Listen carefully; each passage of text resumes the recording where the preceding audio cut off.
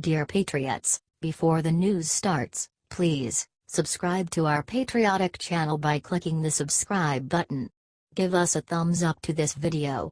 Don't forget to leave your opinion below in the comments section. Share the news on Facebook and Twitter so you friends see it. Thank you. Unprecedented what this Dem just hit Trump with in articles of impeachment will fire him up. Unprecedented. In its stupidity. Al Green is at it again. He's tried it before, it got nowhere. So now he's trying it again. On Wednesday, he introduced articles of impeachment against Trump. Interestingly, the GOP presiding officer moved to begin the process to consider the resolution less than an hour later. But Green wasn't there. He botched it, so his impeachment efforts against Trump won't get an imminent vote. It's all a bunch of empty drama, y'all. In fact, his articles said this, that Trump is fueling an alt-right hate machine that's causing immediate injury to American society. Ridiculous. We all know it's the media that is twisting Trump's words to make it appear that Trump is racist, etc., when nothing could be farther from the facts and actual words he has spoken. Green also said this in his articles: Trump has undermined the integrity of his office and brought disrepute on the presidency. Not even his fellow Dems agree that there is anything to impeach Trump over. For example, Representative Jerry Nadler, DNY, recently said, "I don't want to vote on impeachment. I think it's too early. We don't have the evidence, we don't have the case." If you are tired of this crap, please share this, to show how ridiculous this all is. Also, comment "cut the crap, Dems." T. The Hill.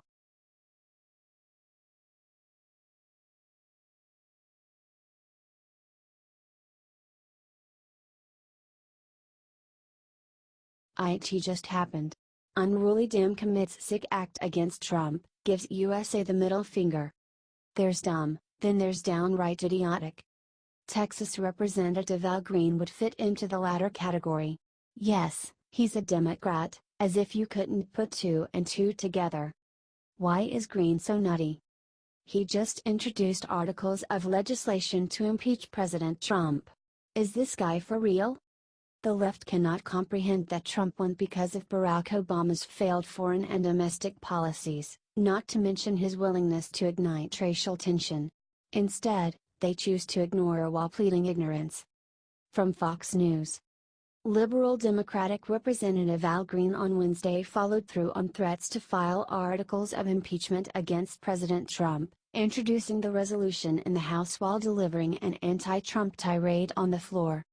The Texas congressman's maneuver was short-lived. While Green could have forced a vote as early as Wednesday, he opted not to take further action and the articles effectively expired. However, Green could reintroduce the measure at any time, and a spokesman for the lawmaker told Fox News he may do so. Green said, "Today, I rise to use the constitutionally prescribed political process of impeachment to speak truth to the most powerful man on earth, the President of the United States of America." Green, while wasting his breath, says Trump is betraying his trust as president because he's a racist. Could that be any farther from the truth? Nope. Not a chance. Green added, "The public has been led to believe that a president must commit a crime to be impeached, which is not true. If any president persisted with the lie that Hitler was right, he would be, and should be, impeached not for a crime, but for betraying his trust as president." Sheesh. Liberals like Al Green are everything that's wrong with America, and there's no two ways around it. Are you fed up? Then show it by commenting and sharing. Maybe then DC will get the message.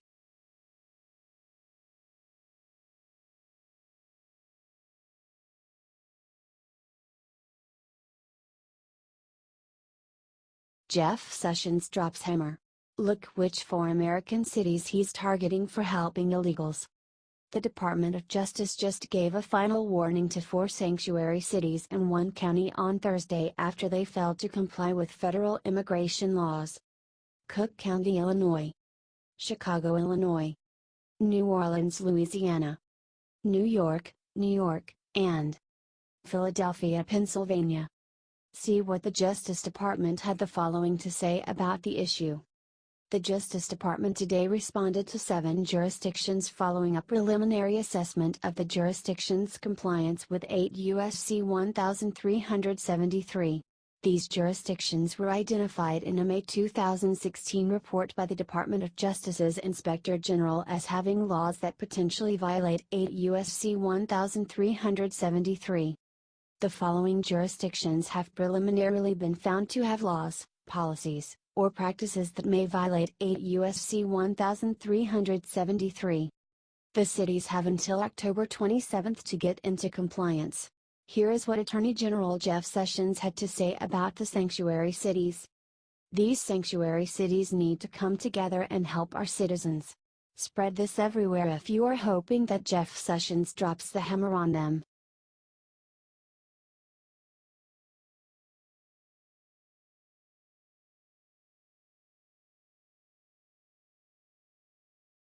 Rex Tillerson just stood up and ruined the United Nations today with one brilliant move. The United Nations was a great idea in concept. A coming together of nations to work together and prevent wars. Now, it's become a place for Israel-hating America bashers to help themselves at our expense. No more. A lot of people have been wondering what Rex Tillerson was good for as Secretary of State. Well, today he showed us his worth by doing the one thing the UN has been begging America not to. He left UNESCO. Tillerson made the decision to leave United Nations Educational, Scientific and Cultural Organization, UNESCO, after he got sick and tired of all their anti-Semitic Israel bashing. UNESCO has made their stance on Jews very clear by constantly denying Jews, not Muslims, connection to holy sites, referring to Israel as the occupying power and letting Palestine become a permanent member in 2011. Of course, the folks at UNESCO are desperate to gloss over the issue, saying it's a loss for the world in our ability to conquer extremism. Oh, really? Why not start by looking at the member states of your own group? Look, the United States has a lot of allies in the world but not many true friends. Israel is one of those actual friends of our nation, and we Americans always keep our friends' backs. Help Tillerson and Trump stand up to the Jew haters at the United Nations.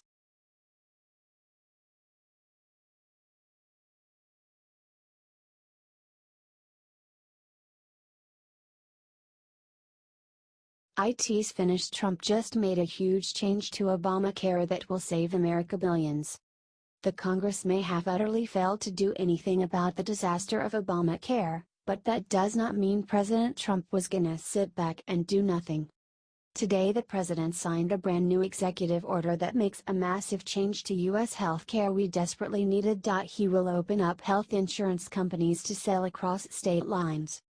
The result of this will end the government-controlled oligopolies and establish a real marketplace with competitive pricing and plans. According to the president, the new rules will also mean you did not have a 3-month window in which to purchase affordable healthcare plans before the market shuts and the rates change.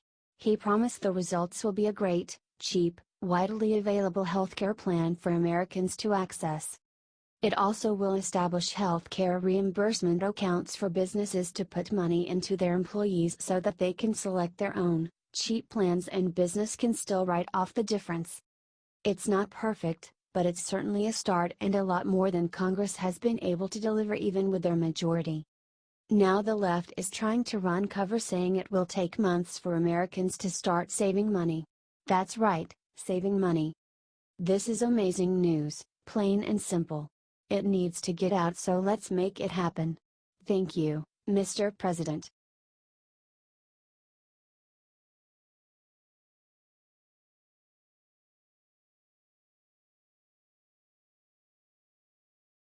John Kelly just stepped to podium and made every reporter shiver with what he said next. Chief of Staff John Kelly was at the White House press podium today. He said that the moment was astounding and said that he is very tired of the amount of fake news put out by the media. It's almost a joke, now. According to Fox News, John Kelly's appearance was a surprise at the press briefing. The media is not going to like what he said in the video below. I'm not quitting today. I don't think I'm being fired today. I am not so frustrated in this job that I am thinking of leaving, Kelly told reporters, adding he is not frustrated. "I will tell you, this is the hardest job I've ever had." Vanity Fair recently reported that he was struggling in the White House. They then said that Kelly wanted to quit. NBC ran a story on Wednesday saying that Trump wanted a huge increase in the U.S. nuclear arsenal. Kelly said that the story was rubbish. Kelly let it trip on the media. "Share this if you are so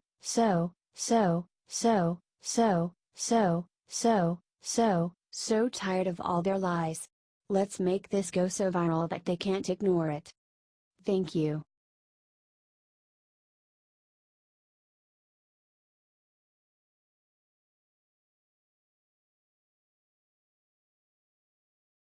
Whoops. FBI finds new documents about Clinton Lynch tarmac meeting, now Loretta is screwed.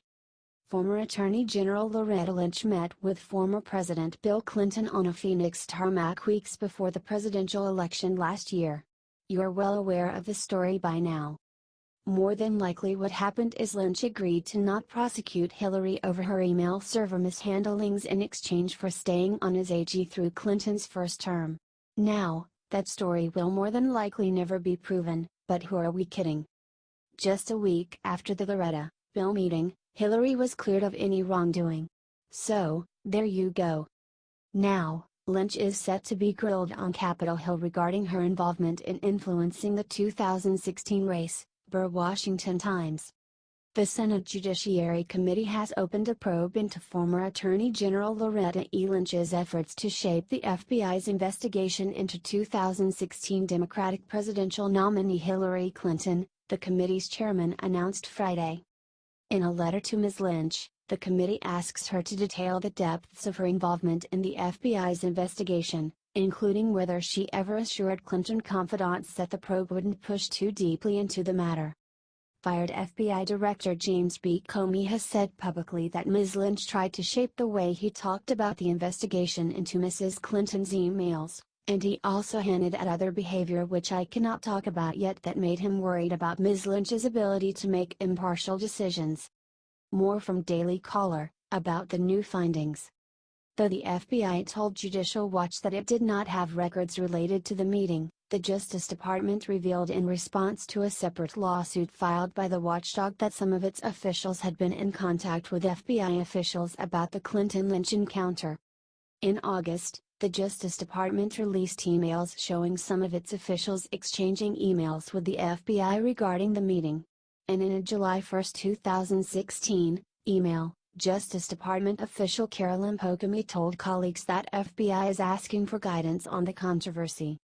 What do you make of this? Do you think we'll learn anything about Lynch's influence, or will she skate? Let us know what you are thinking in the comments section.